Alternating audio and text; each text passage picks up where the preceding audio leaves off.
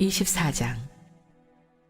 또 모세에게 이르시되 너는 아론과 나답과 아비후와 이스라엘 장로 70명과 함께 여호와께로 올라와 멀리서 경배하고 너 모세만 여호와께 가까이 나아오고 그들은 가까이 나오지 말며 백성은 너와 함께 올라오지 말지니라.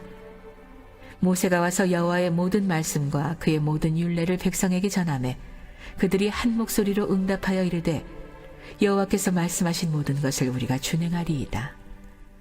모세가 여호와의 모든 말씀을 기록하고 이른 아침에 일어나 산 아래에 제단을 쌓고 이스라엘 12지파대로 12기둥을 세우고 이스라엘 자손의 청년들을 보내어 여호와께 서로 번제와 화목제를 드리게 하고 모세가 피를 가지고 반은 여러 양풍에 담고 반은 제단에 뿌리고 언약서를 가져다가 백성에게 낭독하여 듣게 하니 그들이 이르되 여호와의 모든 말씀을 우리가 준행하리이다.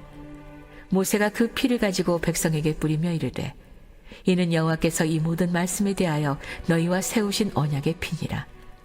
모세와 아론과 나답과 아비후와 이스라엘 장로 70인이 올라가서 이스라엘 하나님을 보니 그의 발 아래에는 청옥을 편듯하고 하늘같이 청명하더라.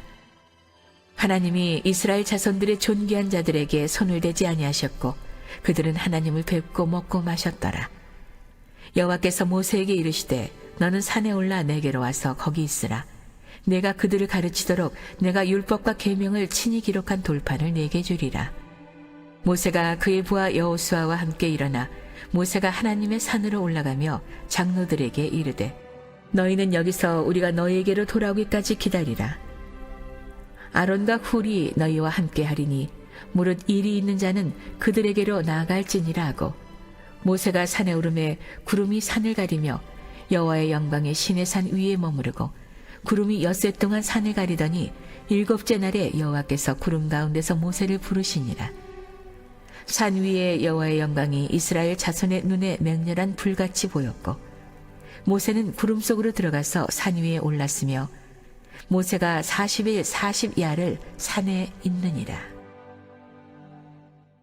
우리가 하나님의 사람으로 살아간다는 것은 그냥 막 살아가는 것이 아니고 거룩한 법을 따라 살아가야 하나님의 성민이 되는 겁니다. 할렐루야. 그래서 이제 이 백성들이 법이 없이 살았단 말이에요. 하나님께서 그들에게 거룩한 법을 주시는 거예요.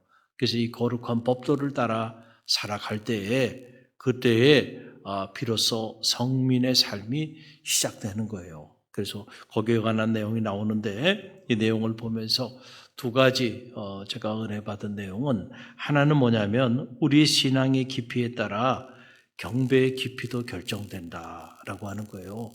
우리 신앙의 깊이에 따라 경배의 깊이도 결정이 된다. 자, 1절로 2절 말씀 보게 되면 우리 함께 읽어봅니다.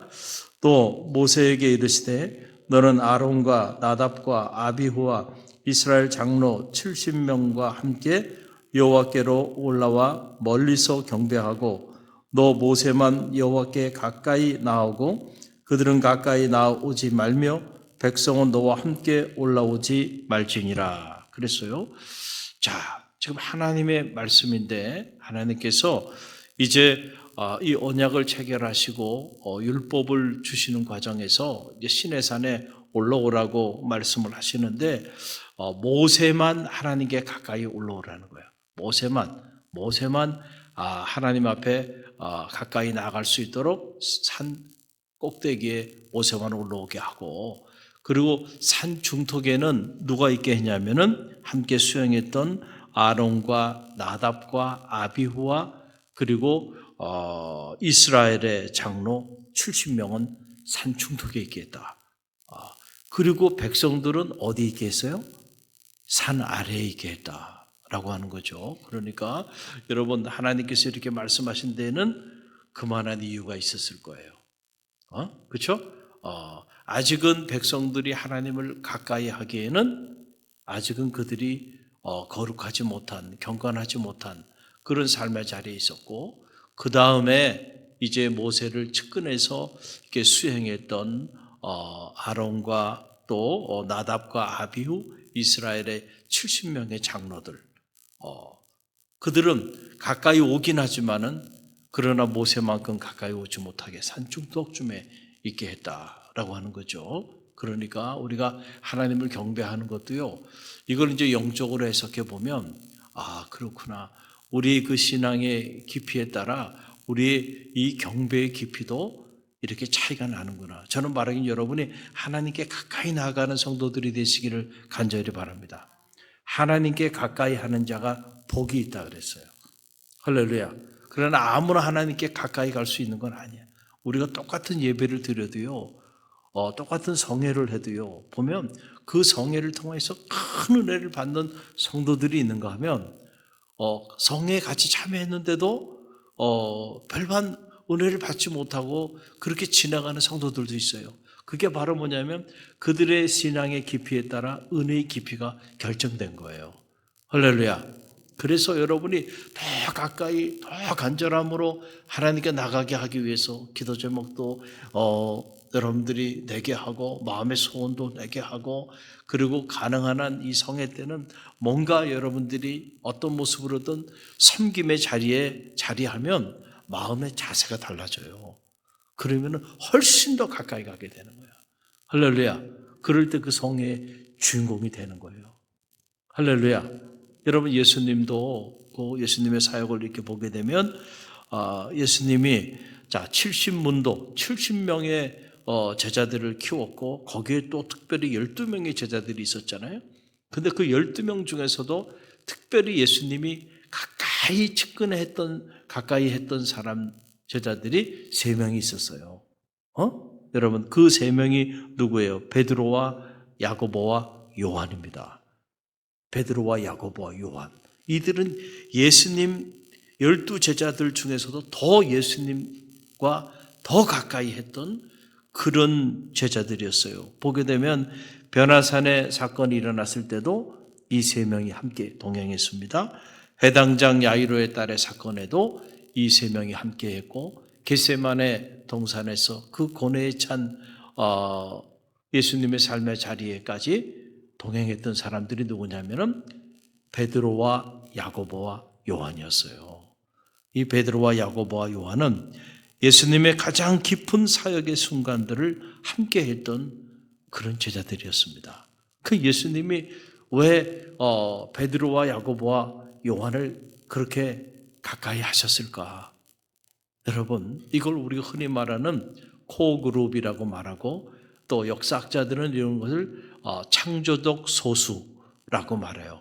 그러니까 어느 공동체도 보면 3% 이내에 있는 그 사람들이 공동체 전체를 움직인다라고 하는 거예요. 여러분, 영적으로 여러분이 3% 안에 되기를 간절히 바랍니다. 이게 코그룹이에요. 그래서 신앙에도 깊이가 있어요. 은혜에도 깊이가 있어요.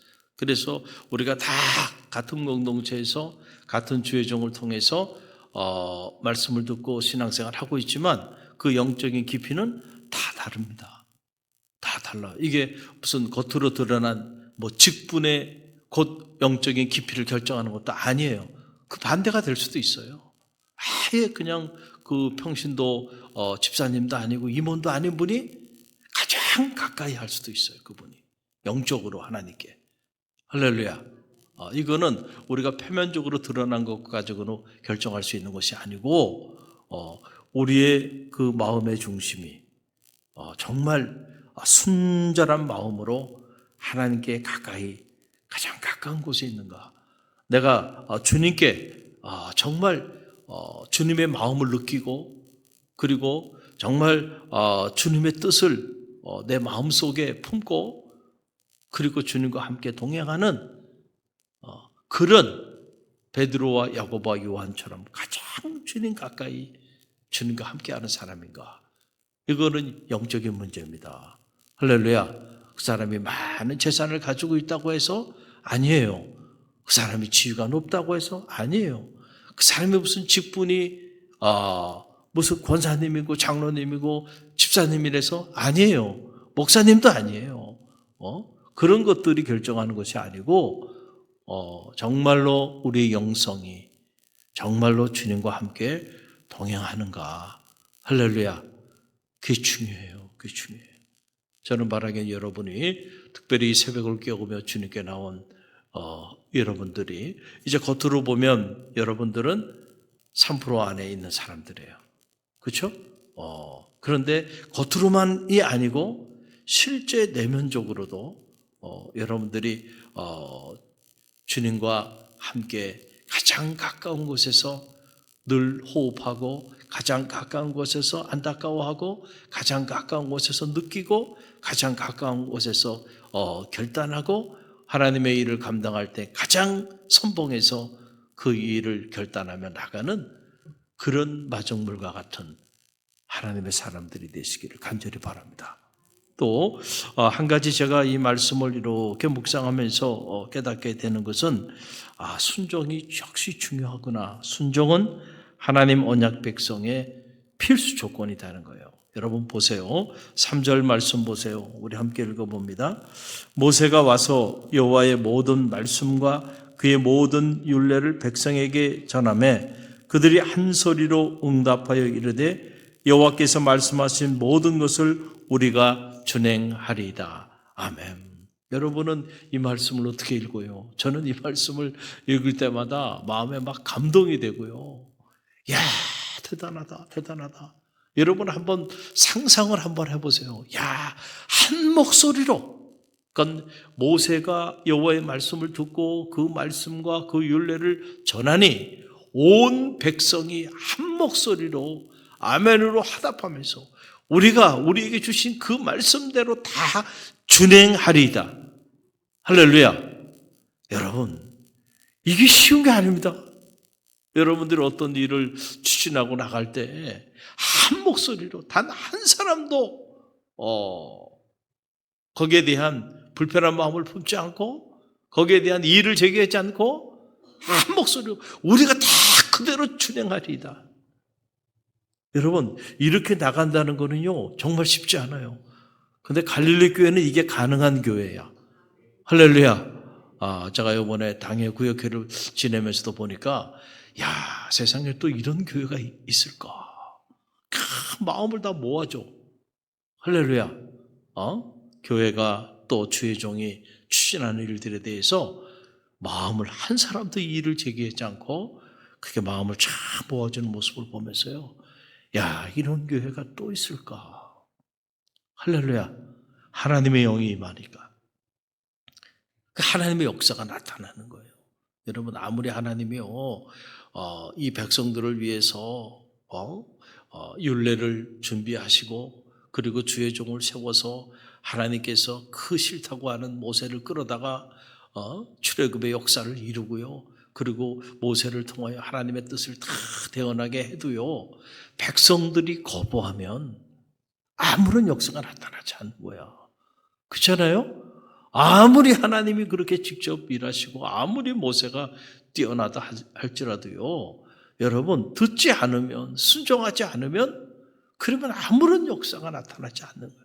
예수님 당시도 마찬가지죠. 여러분 예수님 주변에 얼마나 많은 무리들이 있었어요. 그런데 어떤 사람들은 예수님 곁에 있으면서도 끊임없이 예수님을 시험하고 예수님을 무너뜨릴 목적으로 그렇게 예수님 곁에서 예수님과 대화했던 이들도 허다했어요. 그 수많은 무리들이 예수님의 옷자락만 만져도 능력이 나올 것을 믿었던 그 12의 혈류증에 알았던 그 여인 같지 않았다니까요. 많은 사람들이 예수님을 봤어요. 그리고 예수님의 옷자락도 만지고요. 예수님의 말씀을 직접 듣기도 했어요. 그러나 모든 사람들이 그 사람들이 다 예수님을 만난 건 아니야. 하나님의 아들로서. 능력을 체험한 건 아니란 말이에요. 할렐루야. 정말로 믿음으로 순종하며 나간 자들에게 능력이 나간 거예요. 할렐루야. 여러분 이게 중요해요. 그래서 능력을 행하는 건 주님이 행하지만 능력을 행하게 하는 것은 나의 믿음이라는 거예요. 할렐루야. 나의 믿음에 따라서 내 믿음대로 될지어다 그러잖아요. 내 믿음대로 될지어다. 그 주님의 능력을 체험하게 되는 사람들은 다른 게 아니에요. 그들은 남다른 믿음을 가지고 주님의 말씀에 순종했던 사람들이에요. 할렐루야. 그런 사람들에게는 역사가 나타나는 거예요. 오늘도 마찬가지예요. 오늘도 마찬가지예요. 여러분 믿음으로 어떤 말씀을 하든 주의 말씀이면 내가 순종하리이다. 주님 말씀하시니 내가 깊은 데로 가서 그물을 던지리이다. 그런 사람들에게 그물이 찢어지는 만선의 축복을 누리는 거죠. 아니 예수님 지금 뭐 하자는 것입니까?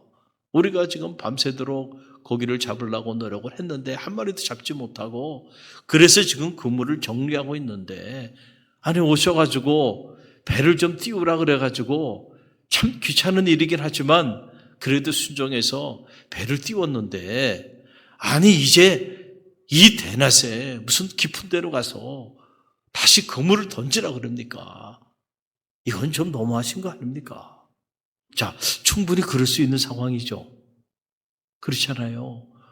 여러분 같으면은 안 그렇겠냔 말이에요. 뭔가 여러분 보세요. 일이 잘 되어가고 그럴 때는요. 이렇게 주의 종이 신방을 해도요. 벌써 환대를 합니다. 환대. 그렇죠. 기분이 너무너무 좋아. 그래서 그냥 목사님 오시면 그냥 너무너무 좋아. 그런데 말이죠. 뭔가 일도 잘 되지 않고 이런저런 문제로 힘들고 뭔가 어려워. 그런데 목사님 신방하시겠대.